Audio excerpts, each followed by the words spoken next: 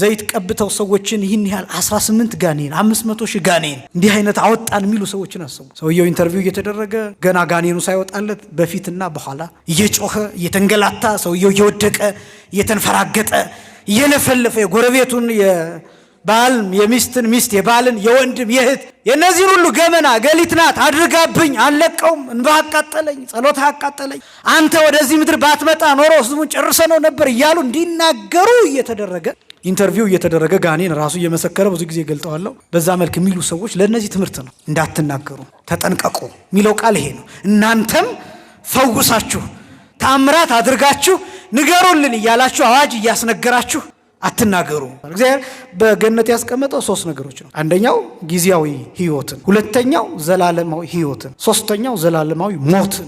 ፈሪሳውያን አዩት፣ ክርስቶስን ንቀውታል። ይበላል ይጠጣል አይተው ከመጸባሃን ከቀራጮች ጋር ከኃጢአተኞች ጋር ይበላል ብለው አይተው ንቀውታል። እውራኑ ግን አላዩትም። እነሱ የሰሙት ዝናውን ብቻ ነው የሰሙት። ይፈውሳል፣ ያድናል፣ ሙት አስነስቷል የሚለውን ታሪክ ብቻ ሰምተዋል። ስለዚህ ዛሬ የምናየው ጊዜ እንደፈቀደልን የማቴዎስ ወንጌል ምዕራፍ 9 ከቁጥር 27 ጀምሮ ያለውን ይሆናል። ጊዜው ከፈቀደ እስከ መጨረሻው ያለዛ እስከ ሰዓታችን ድረስ እንመለከታለን ማለት ነው። ኢየሱስም ከዚያ ሲያልፍ 2 ዕውራን የዳዊት ልጅ ሆይ ማረን ብለው እየጮሁ ተከተሉት። ወደ ቤትም በገባ ጊዜ ዕውሮቹ ወደ እርሱ ቀረቡ። ኢየሱስም ይህን ማድረግ እንደምችል ታምናላችሁን አላቸው። አዎን ጌታ ሆይ አሉት። በዚያን ጊዜ እንደ እምነታችሁ ይሁንላችሁ ብሎ ዓይኖቻቸውን ዳሰሰ፣ ዓይኖቻቸውም ተከፈቱ። ኢየሱስም ማንም እንዳያውቅ ተጠንቀቁ ብሎ በብርቱ አዘዛቸው። እነርሱ ግን ወጥተው በዚህ አገር ሁሉ ስለ እርሱ አወሩ። የማቴዎስ ወንጌል ምዕራፍ 9 ከቁጥር 27 ጀምሮ እስከ ቁጥር 32 ድረስ ያለው ክፍል ነው። አሁን እዚህ ላይ እስካሁን ድረስ የተመለከትናቸው ድውይ ፈውሷን፣ ሙት አስነስቷን፣ ብዙ መናፍስት ያለባቸውን ሰዎች በቃሉ አውጥቶ ፈውሷል። እዚህኛው ላይ ያለው ለየት የሚለው ዕውራን ናቸው። በነገራችን ላይ እስካሁን ድረስ ዕውር አላበራም ማለት አይደለም፣ እንደዚህ አይነት ድምዳሜ ለመድረስ ሳይሆን፣ ነገር ግን ወንጌላውያኑ ሲጽፉ እየጠበቁ ነው የሚጽፉት። ይሄኛውን ታሪክ አቆይተው የብቻው ይጽፉታል። ያኛው ብዙ ድውያን ተብሏል፣ አልተዘረዘረም። ምን አይነት ድውያን ናቸው፣ ምን አይነት በሽተኞች ናቸው፣ ምን አይነት ነው ህመማቸው፣ ምን አይነት ሰዎች ናቸው የሚለው እሱ ዝርዝር አልተቀመጠም። ያ ከተጠናቀቀ በኋላ እነዚህን ደግሞ 2ቱን ዕውራን የብቻው ለይቶ ያነሳል። ታሪክ አላቸው፣ ምሳሌነትም አላቸው፣ ደግሞ የተነገረ ትንቢትም አለ። አሁን ጌታችን መድኃኒታችን ኢየሱስ ክርስቶስ ተአምራትን በሚያደርግበት ጊዜ የተነገረ ትንቢትም ጭምር ስላለ ያንንም እየፈጸመ ጭምር ነው የሚሄደው እና በነቢዩ በኢሳይያስ ትንቢተ ኢሳይያስ ምዕራፍ 35 ከቁጥር 5 ጀምሮ እስከ ቁጥር 7 ድረስ እንዲህ የተገለጠ ቃል በቃል የተነገረ ቃል አለ። ይሄ ቃል ምንድን ነው የሚለው? በዚያም ጊዜ የዕውሮች ዓይን ይገለጣል ይላል። በዚያም ጊዜ ማለት ይሄ በዘመን ሐዲስ ኪዳን ክርስቶስ በሚመጣበት ዘመን ማለቱ ነው። በዚያም ጊዜ የዕውሮች ዓይን ይገለጣል፣ የደንቆሮዎችም ጆሮ ይከፈታል። በዚያን ጊዜ አንካሳ እንደሚዳቋ ይዘላል፣ ዲዳም የዲዳም ምላስ ይዘምራል ይላል። ትንቢተ ኢሳይያስ ምዕራፍ 35 ከቁጥር 5 ጀምሮ እስከ ቁጥር 7 ድረስ ያለው ማለት ነው። እንግዲህ ጌታችን መድኃኒታችን ኢየሱስ ክርስቶስ እነዚህን ሰዎች ሲፈውስ ይህን ትንቢት እየፈጸመ ነው ማለት ነው። ይሄ ብቻ አይደለም። ልበ አምላክ ዳዊት የተናገረው ሌላ ትንቢት አለ። ፈኑ ብርሃነከ ወጽድቀከ እማንቱ ይምርሃኒ ወይሰዳኒ ደብረ መቅደስከ ወውስተ አብያቲከ እግዚኦ። ብርሃንህንና ጽድቅህን ላክ። ምንህንና ጽድቅህን? ብርሃንህንና ጽድቅህን ላክ። እነሱ ወደ መመስገኛ ወደ ማደሪያ እንዲወስዱኝ ብርሃንህን ላክ ብሎ የተናገረው ትንቢት አለ። ይሄን ትንቢት እንዲፈጽም ጌታችን መድኃኒታችን ኢየሱስ ክርስቶስ የዕውራኑን ዓይን ይገልጣል። አሁን እነዚህ ዕውራን ዓይናቸው ሲገለጥ ማመስገን ይጀምራሉ። ማመስገን ይጀምራሉ ማለት እዛው ብቻ አይደለም፣ ወደ ቤተ መቅደሱ ይሄዳሉ፣ ክብሩን ይናገራሉ። ከዛ በኋላ ክርስቶስን መከተል ይጀምራሉ። ስለዚህ ወደ መቅደሱ ለመሄድ ወደ ምስጋናው ቦታ ለመሄድ ወደ ምስጋናው ስፍራ ለመሄድ እንዲበቁ ዓይናቸውን ይገልጥላቸዋል። የነዚህ ሰዎች ዓይን መገለጥ ብቻ አይደለም፣ ሌሎች ደግሞ በእነሱ ምክንያት ዓይናቸው የሚገለጥላቸው ሰዎች አሉ፣ የልብ ዓይናቸው የሚከፈትላቸው። ስለዚህ ይህን ትንቢት ለመፈጸም ጌታችን እነዚህን ዕውራን አግኝቷቸዋል። የመጀመሪያው ምስጢር ደግሞ አለው። ምስጢሩ ደግሞ ምንድን ነው? የትንቢቱን ለመፈጸም በቁሙ ሲሆን ምስጢሩ ምንድን ነው? ይሄ ጭብጡ ዋናው ጉዳይ ምንድን ነው ሲባል የነፍስን የስጋን በአጠቃላይ የሰውነትን ዓይን ለማብራት የመጣ መሆኑን። ይሄ 5500 ዘመን የጨለማ ዘመን ነው የሚባለው አይደለም? የምን ዘመን? የጨለማ ዘመን 5500 ዘመነ ብሉይ ኪዳን፣ ዘመነ ፍዳ፣ ዓመተ ፍዳ እየተባለ የሚጠራው ጨለማ ያለበት ዘመን ነው የሚባለው። ክርስቶስ ሲመጣ እኔ የዓለም ምንድን ነኝ ይላል? ብርሃን ነኝ ይልና ዓለምን በሙሉ ያበራዋል። ስለዚህ አሁን በእነዚህ 2 ሰዎች በዓይናቸው መገለጥ በኩል ክርስቶስ የሚገልጠው ምስጢር የሚያሳየው ምስጢር እኔ የዓለም ብርሃን ነኝ የሚለውን ምስጢር ነው።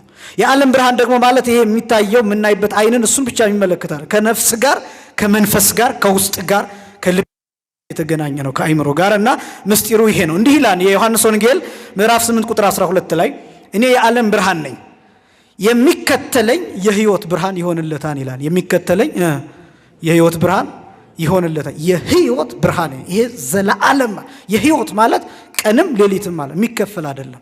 ይሄ የምናየው ብርሃን እኛ የምንጠቀመው አምፖል አሁን ብቻ ነው የሚያበራው። ቀን ብናበራው ምንም ትርጉም የለውም።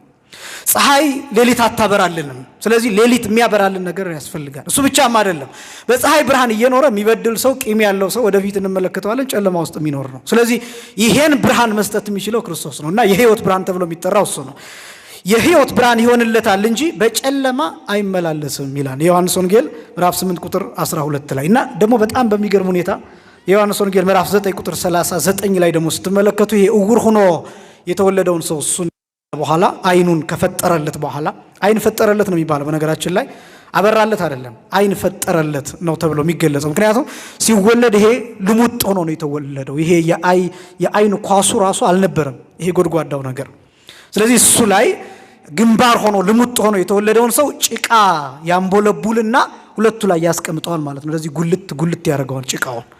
ያንን ጭቃ ነው አይን የሚያደርገው። ስለዚህ መፍጠር ተብሎ ነው እንዳውም የሚጠቀሰው። ይሄ ደግሞ የሚያሳየው የክርስቶስን አምላክነት የሚያሳይ ነው። እግዚአብሔርነትን የሚያሳይ ፈጣሪነቱን ጭምር የሚያሳይ ነው እና ይሄ ከሆነ በኋላ በጣም ብዙ ክርክር ተነስቷል።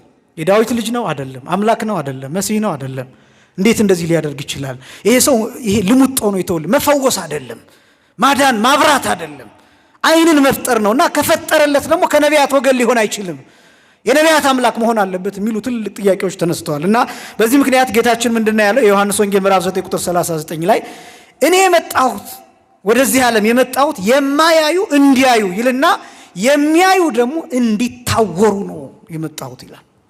የሚያዩ እንዲታወሩ ማለት ሰዎችን እውር ለማድረግ ነው የመጣሁት ማለት አይደለም። አዋቂ ነን ብለው የሚያስቡ ሰዎች፣ ራሳቸውን ከፍ አድርገው የሚያስቡ ሰዎች ኢምንት እንደሆኑ እንዲያስቡ ነው። ኢምንት እንደሆኑ ፈሪሳውያን ራሳቸውን በእውቀት ከፍ አድርገው የሚያስቡ ናቸው። አንዳንድ ጊዜ እንደዛ ይሆናል። ትልቅ ሰው ሲገለጥ፣ አዋቂ ሰው ሲገለጥ ይሄ አዋቂ ነኝ ይል የነበረው ሰው ባዶ የሚሆንበት ጊዜ አለ፣ ባለሙያዎቹ ሲመጡበት ማለት ነው። ልክ እንደዛ ጌታችንም ሲገለጥ እነዚህ ሰዎች እውር ሆኑ። ምክንያቱም በተሳሳተ መንገድ ኦሪትን ይተረጉሙ የነበሩ ሰዎች ናቸው። ስለዚህ ምስጢሩ ጌታችን መድኃኒታችን ኢየሱስ ክርስቶስ ብርሃን ሆኖ እንደተገለጠ የሚያሳይ ነው። ሁለቱ እውራን የማን ምሳሌዎች ናቸው የሚለውን ደግሞ ሁለት መሆናቸው ለምን ሶስት አልሆኑም? ለምን አራት አልሆኑም? ለምን አንድ ብቻ አልሆነም? እዚህ ላይ ማቴዎስ ለይቶ ሁለት እውራንን የጻፈበት ምክንያት ምንድን ነው የሚለውን እሱን ላሳያቸው። የመጀመሪያ ሁለቱ እውራን የአዳምና የሔዋን ምሳሌ ናቸው። የአዳምና የሔዋን ምሳሌ ማየት እንዳልቻሉ ሁሉ አዳምና ሔዋንም 5500 ዘመን እውር ሆነዋል። የጨለማ ዘመን የሚባለው ከዚህ የተነሳ ነው። ይሄ አዳምና ሔዋን አሁን ላነብላችሁ ኦሪት ዘፍጥረት ምዕራፍ 3 ቁጥር 5 ላይ ያለውን ሰይጣን እንዲህ ነው ያላቸው ሊያስታቸው ሲል በእባቡ አድሮ ከእርሷ በበላችሁ ቀን አይኖቻችሁ እንዲከፈቱ ይላል። ምኖቻችሁ እንዲከፈቱ?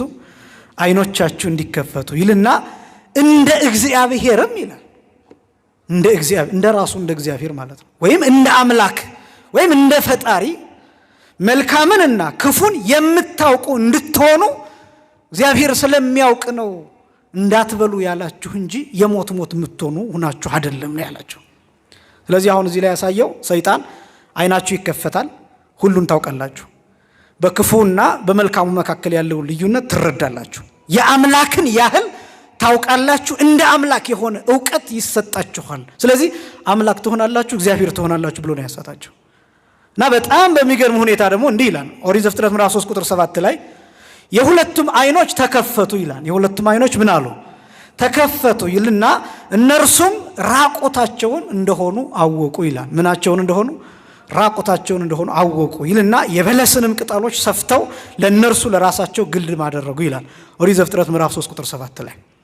አሁን ይሄ መጽሐፍ ቅዱሱ በሰይጣን አነጋገር ነው የገለጠው። በሰይጣን አነጋገር ስላችሁ የሰይጣንን ቃል የሚደግፈው ሆኖ ሳይሆን ልክ አይናቸው ተከፈተ ተብሎ የተገለጠው ራቁትነታቸውን ማየት ነው።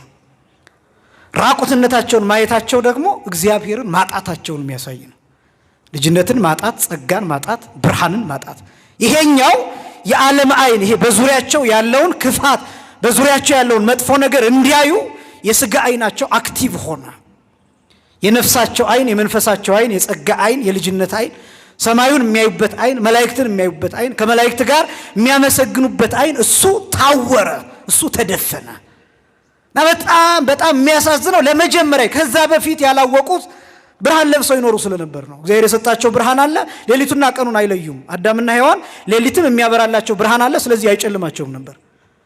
ያንን ለብሰው ይኖሩት የነበረውን ብርሃን ልክ ሲያጡ ግን ጎንበስ ሲሉ ራቁትነታቸው ይሆናል። በነገራችን ላይ በእውቀት እንደዚህ በጣም ከፍ እያላችሁ ስትሄዱ አለማወቃችሁን ነው እያወቃችሁ የምትመጡት።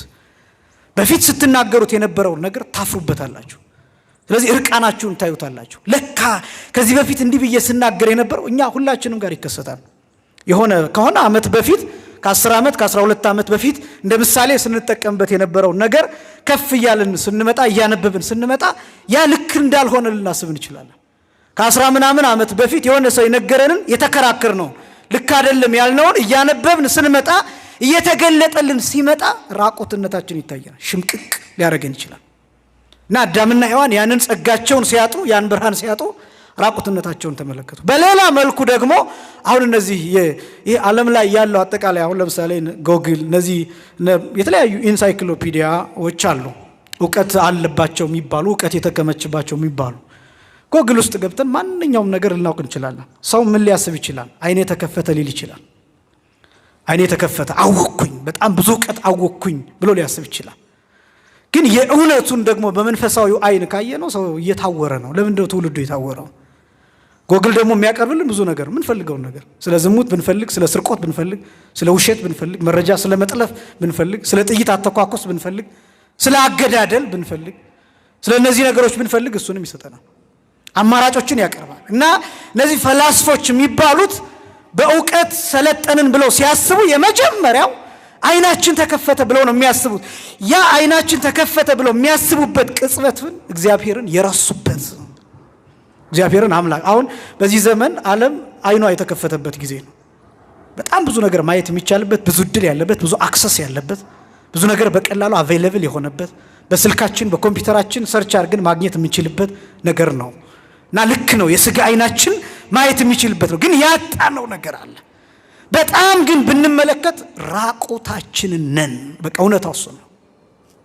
በዚህ ዘመን ያለንበት ዘመን የራቁትነት ዘመን ነው። ይሄ የስልጣኔውን ዘመን ከጥንት ጀምሮ ብትመለከቱት የኤጅ ኦፍ ኢንላይትመንት የሚባለው የአብርሆት ዘመን አብርሆት የሚባለው የእውቀት ከ15ኛው ከ16ኛው መቶ ክፍለ ዘመን ወዲህ ያሉት ዘመናት። ከዛ በፊት የነዚህ የግሪኮቹ የሮማውያን ፍልስፍና ከክርስትናው በፊት በጣም ዓለምን ተቆጣጥሮ የነበረበት ጊዜ ነው። በታሪክ እንደምታውቁት ወጣቶቹ እነ ፕሌቶ፣ እነ አሪስቶትል፣ እነ ሶቅራጥስ ፍልስፍና ዓለምን ተቆጣጥሮ ልክ ክርስቶስ ከመጣ በኋላ ግን ያ ፍልስፍና በክርስትና ተተካ እና ክርስትናው ለረጅም ጊዜ በነ ቅዱስ ጳውሎስ በነ ቅዱስ ጴጥሮስ ቋንቋም ስለተገለጠላቸው ጭምር በክርስትናው ፍልስፍናውን እየተጫኑት እየረገጡት መጡ። እነሱ ብቻ ሳይሆኑ ከዛ በኋላ ቤተክርስቲያን የተረከቧት ሐዋርያውያን አበው እንደነ ቅዱስ ሄሬኔዎስ ያሉ በፍልስፍናው የተራቀቁ ስለነበሩ ፍልስፍናውን እየሞገቱ ክርስትናን አስፋፉ። ከዛ እነ ቅዱስ ዮሐንስ አፈወርቅ ተረከቡት፣ እነ ቅዱስ አትናቴዎስ፣ ከዛ በኋላ እነ ቅዱስ ቄርሎስ። እነዚህ ሊቃውንት በጣም ፍልስፍናውን ረግጠው ክርስትናውን አስተምረዋል።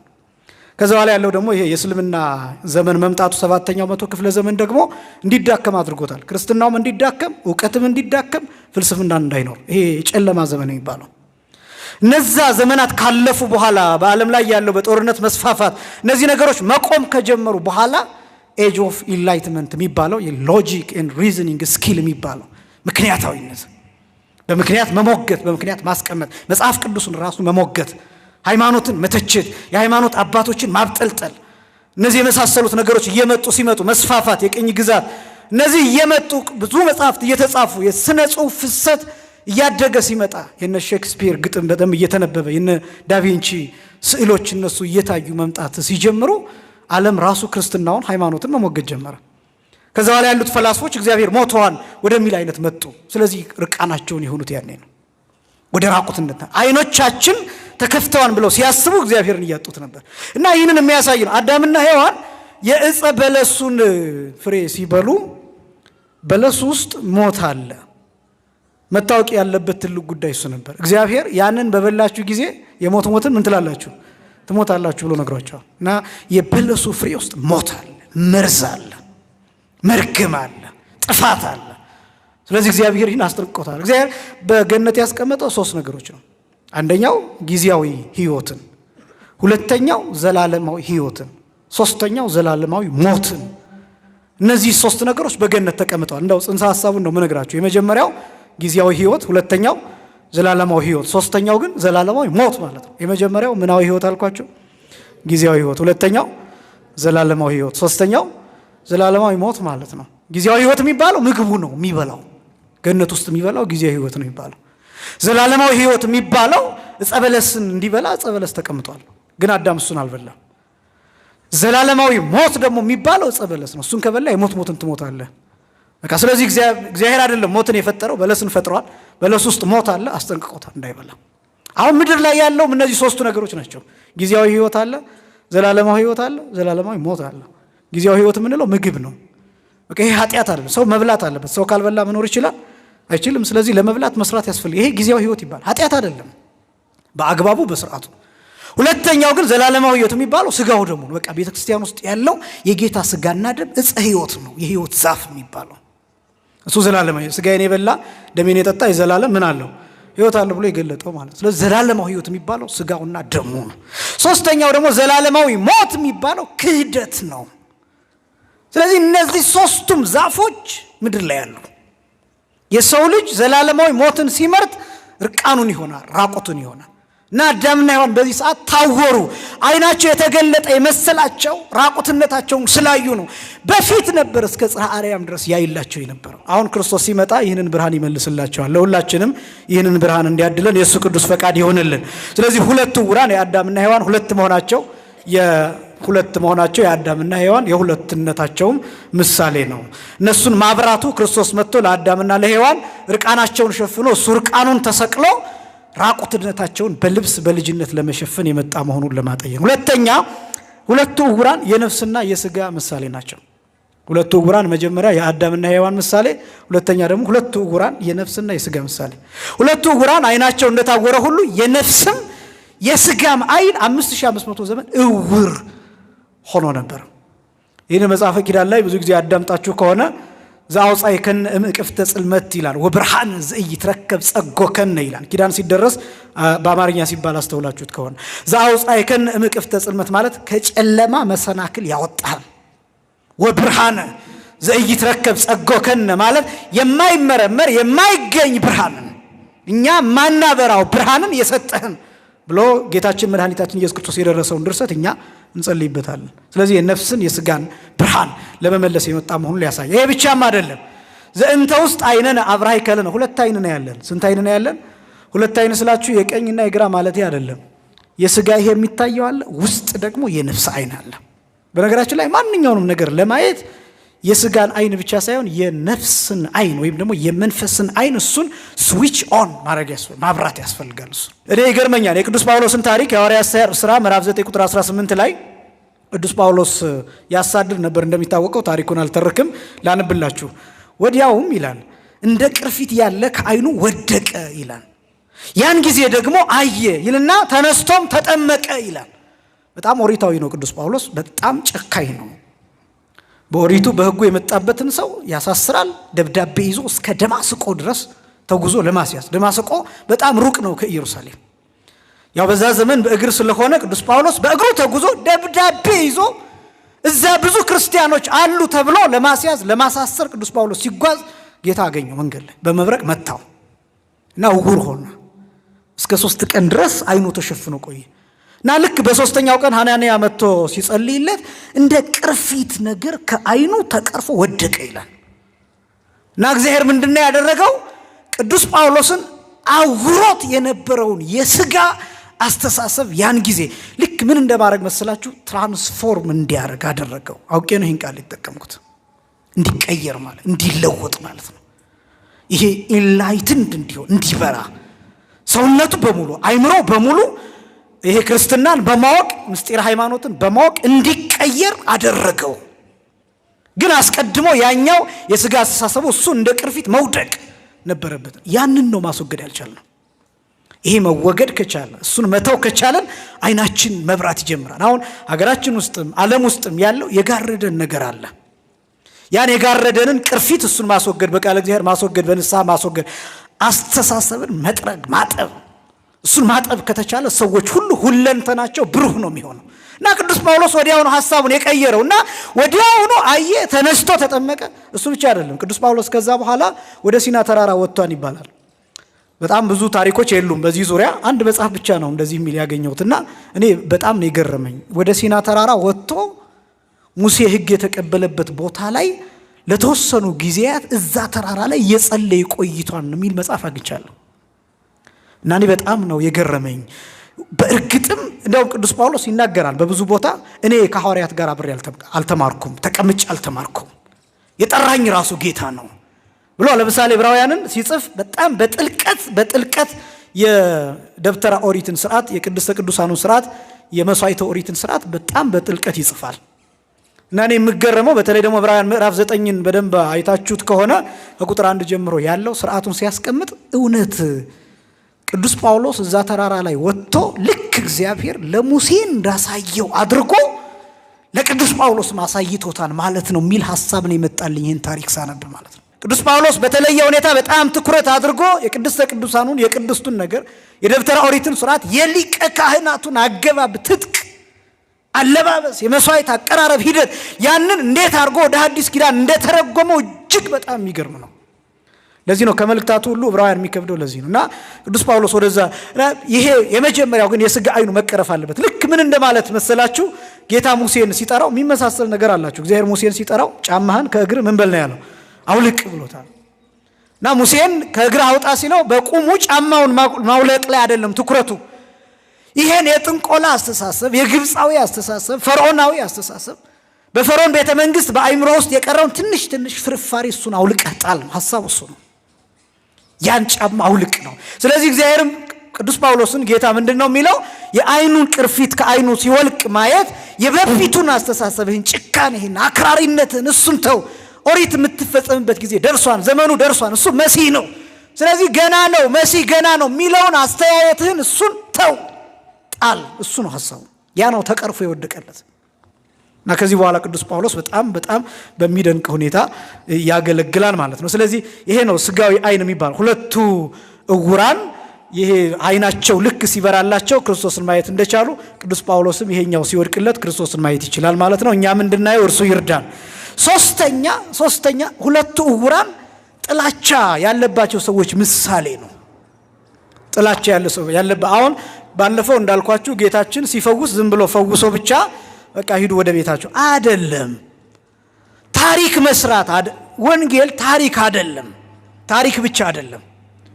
ያ ታሪክ እኛ ውስጥ ሕይወት እንዲዘራ ትኩስ ሆኖ እንዲኖር በቃ እሱ ነው።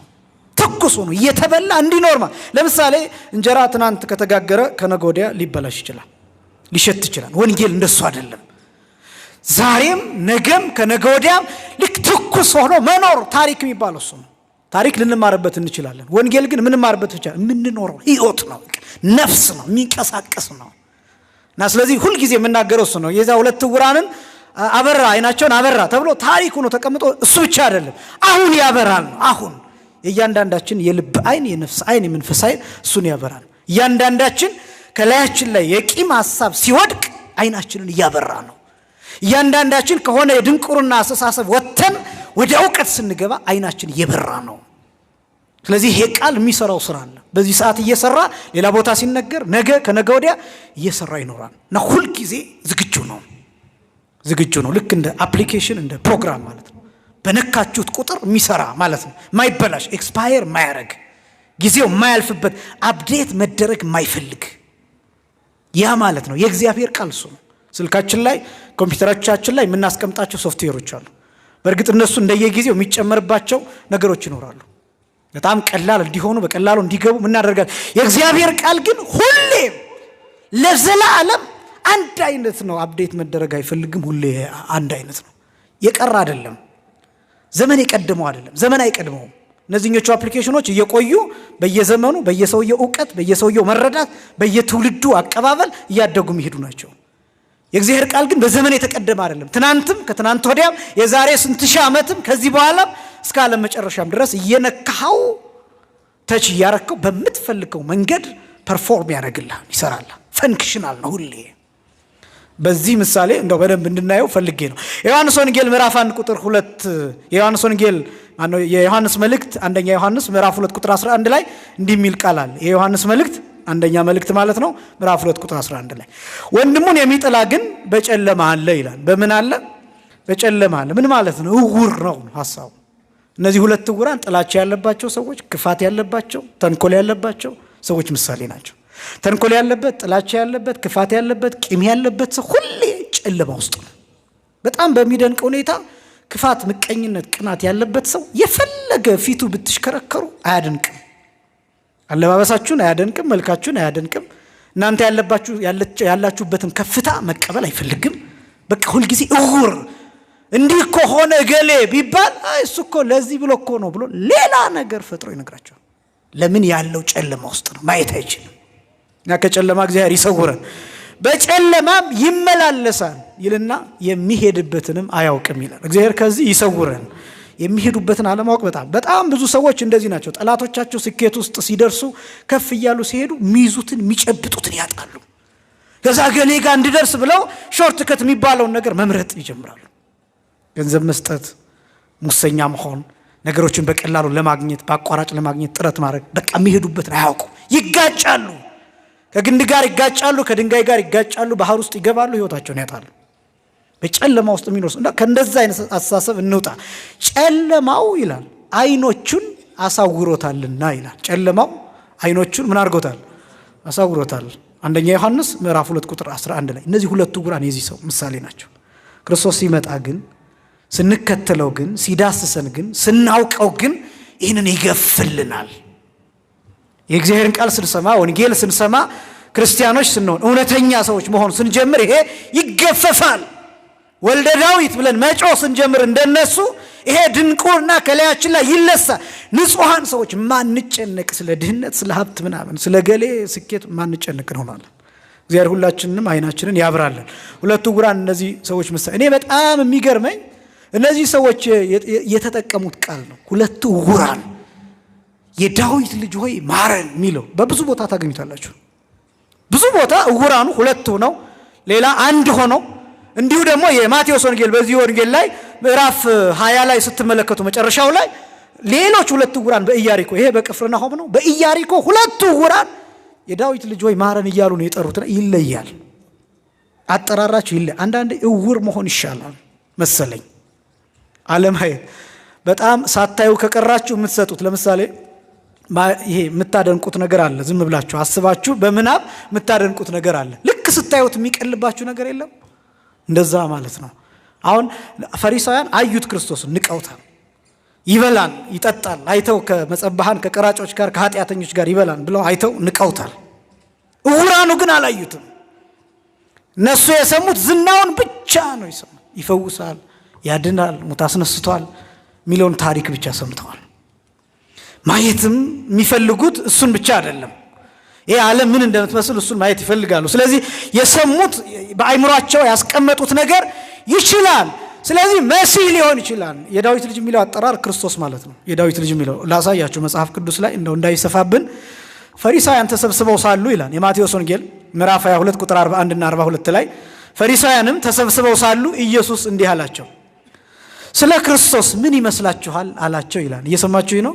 ስለማን ምን ይመስላችኋል ነው ያላቸው? ስለ ክርስቶስ ምን ይመስላችኋል አላቸው ይላል። ማን ነው እንዲህ የሚለው? የሚጠይቀው ማን ነው? ኢየሱስ። በደንብ ስሙኝ። ኢየሱስ ነው እንዲህ ብሎ የሚጠይቃቸው። ፈሪሳውያን ተሰብስበው ባሉበት ሰዓት ስለ ክርስቶስ ምን ይመስላችኋል ብሎ ጠየቃቸው። እንዲህ ብሎ የጠየቀው ማን ነው? ማን ነው? ኢየሱስ። ስለማን ምን ይመስላችኋል ነው ያለው? ስለ ክርስቶስ። እሱ ክርስቶስ ነው አይደለም? ነው አይደል? ግን ለነሱ እየጠየቃቸው ያለው ስለማን ነው? ስለ ክርስቶስ ምን ይመስላችኋል ብሎ ነው የሚጠይቃቸው። ሁልጊዜ የምናገረው ነገር አለ። ኢየሱስን ማወቅና ክርስቶስን ማወቅ ይለያየን እላችኋለሁ።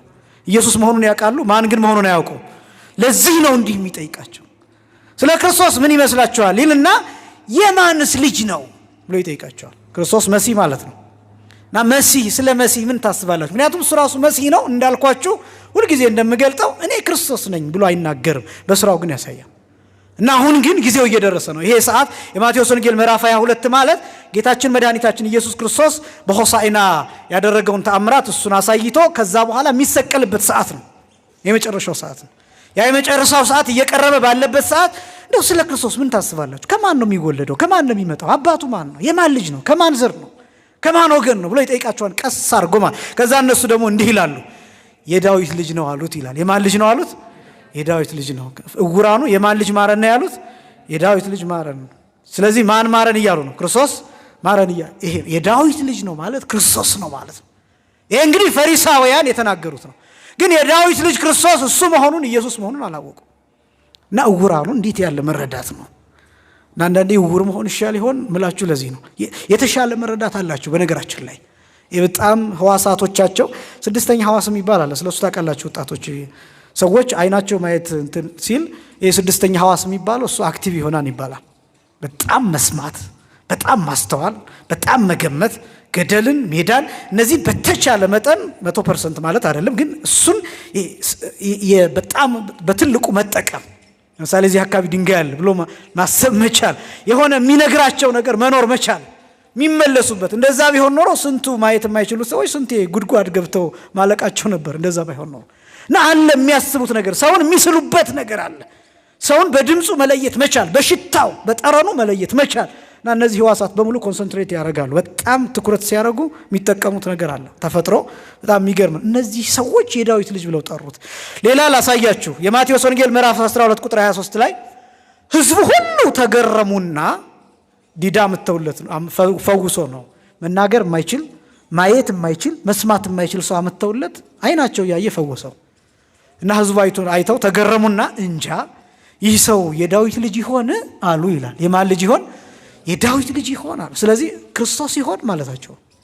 የዳዊት ልጅ የሚለው ቃል በጣም የሚጠበቅ ነው። የዳዊት ልጅ የሚለው ማቴዎስም ወንጌሉን ሲጽፍ የማቴዎስ ወንጌል ምዕራፍ 1 ቁጥር 1 ላይ የዳዊት ልጅ የአብርሃም ልጅ ብሎ ነው የሚናገረው።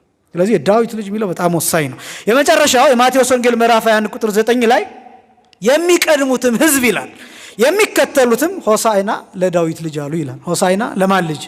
ለዳዊት ልጅ። በጌታ ስም የሚመጣ የተባረከ ነው ይሉና ሆሳዕና በአርያም እያሉ ይጮኹ ነበር ይላል። ተመልከቱ፣ ሆሳዕና በአርያም፣ ሆሳዕና ለዳዊት ልጅ። እንዴት ለዳዊት ልጅ ነው እንደ አርያምን መጥራት፣ ጽርሐ አርያምን መጥራት፣ ሰማይን መጥራት ምን አገናኘው? እነዚህ ክርስቶስ መሆኑን አውቀው ነበር፣ መሲህ መሆኑን አውቀው ነበር። ስለዚህ የዳዊት ልጅ ያሉት ክርስቶስ ለማለት ፈልገው ነበር። ስለዚህ የዳዊት ልጅ እኩል ይሆናል ክርስቶስ። ተረድታችሁኛል? የዳዊት ልጅ ማለት ማን ማለት ነው? ክርስቶስ የሚለውን ቃል የሚተካ ነው። ስለዚህ የዳዊት ልጅ ማረን ማለታቸው እነዚህ ዕውራን እግዚኦ መሐረን ክርስቶስ እያሉ እየጸለዩ ነው ማለት ነው። ቤተክርስቲያን ይህንን ቃል ከዚህ ነው የወሰደችው። አሁን በቤተክርስቲያን በቅዳሴ መሃል በምህላ ጊዜ በሰዓታትም ጊዜ በተለያዩ ጊዜያት እግዚኦ መሐረነ ክርስቶስ የሚለው ጸሎት አለ። ይህንን ቤተክርስቲያን የምትጸልየው ከነዚህ ሰዎች በመውሰድ ነው። እና እግዚኦ መሐረነ ክርስቶስ የሚለው ቀጥታ ይሄ ማለት ነው። ወልደ ዳዊት ተሳሃለና ክርስቶስ ተሳሃለና ማረን፣ ይቅርበለን፣ ራራልን፣ ዘንልን የሚለውን ሐሳብ የሚያሳይ ነው። እና እየጮሁ ተከተሉት ይላል። በጣም ያሳዝናሉ። አሁን ዝም ብላችሁ አስቡ። ዕውራን ናቸው፣ ማየት አይችሉም። እሱ ደግሞ ዝም ብሏቸዋል እየሮጡ እስኪመጡ ድረስ። እግዚአብሔር እንዲህ አይነት ነገሮችን ይፈልጋል። እየተደናበሩ እየወደቁ እየተነሱ እየተጨነቁ ነው ክርስቶስ ጋር የሚደርሱት። ለምን እነሱ ድረስ አልሄደም? እንደ መፋወስ እንደሚፈልጉ መዳን እንደሚፈልጉ ያውቃል። እና ያሉበት ቦታ ሄዶ ለምን አይናቸውን ለምን ዝም ይላቸዋል? ለምን ጨከነባቸው ብለን ሁሉን እናስብ እንችላለን። እና እየጮሁ ተከተሉት የሚለው ቃል በጣም ወሳኝ ነው። በህይወት ውስጥ እንደሱ ማድረግ ስለሚገባ እየጮህን መከተል መፈለግ መቻል። ካልፈለግን እግዚአብሔር አያድነንም። የመጀመሪያው ነገር እሱ። ልትድን ትወዳለህ የሚለው ጥያቄ እሱ ነው። በጣም ደግሞ መተው ራሱ እሱ ጋር ደርሰው ይህን ማድረግ እንደሚችል ታምናላችሁ ብሎ ነው የጠየቃቸው። እንዴት አመናችሁ? እንዴት አወቃችሁ? ይህንን አሁን መፈራረጃ ሊያደርግባቸው ነው እንደዛ ብሎ የጠየቃቸው። በዙሪያው ያሉት ሰዎች ልክ እነሱ እንደዛ ብለው መተው ይህን ማድረግ እንደሚችል ታምናላችሁ ብሎ ሲጠይቅ አሁን ጌታ ሆይ ሲሉ ሌላው ይደነግጣል። አያችሁ አይደለም? አያችሁ አይደለም? ማየት የማይችሉት ሰዎች እኔን ስበላ ስጠጣ ያላዩ፣ እኔን በሌላ ቦታ ያላዩ፣ በመስማት ብቻ ያመኑብኝ። አያችሁ እምነታቸው።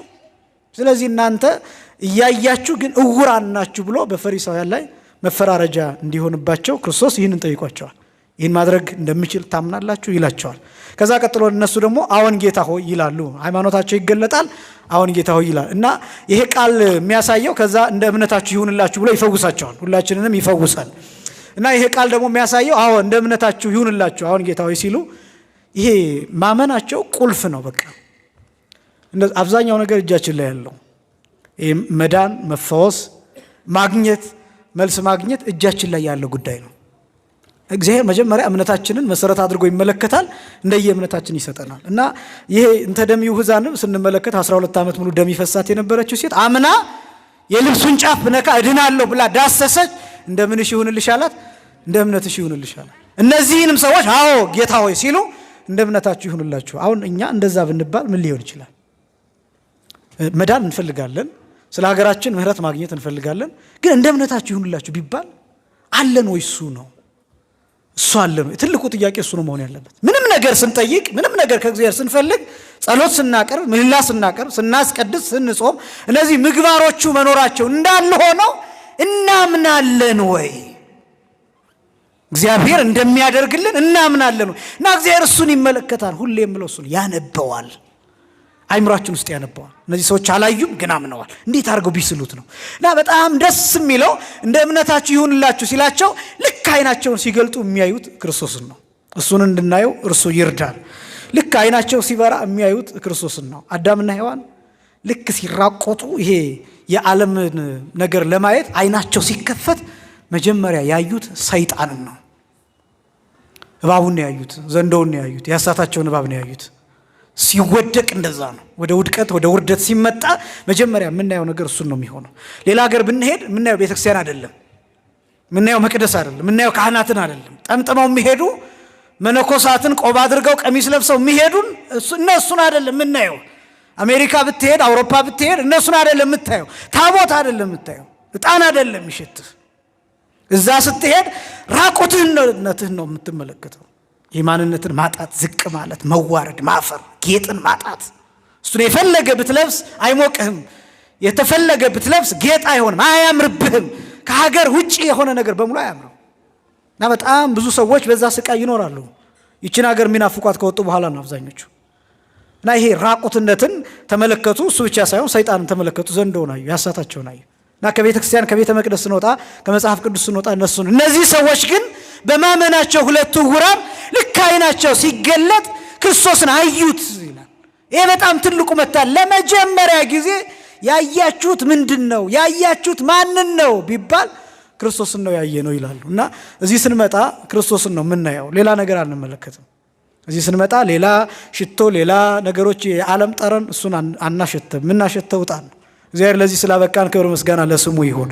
እና እንደ እምነታቸው ሆነላቸው፣ አይናቸውንም አበራላቸው። ለማንም እንዳይናገሩ አስጠነቀቃቸው። መጨረሻ ላይ አሁን ለማንም እንዳይናገሩ ማስጠንቀቅ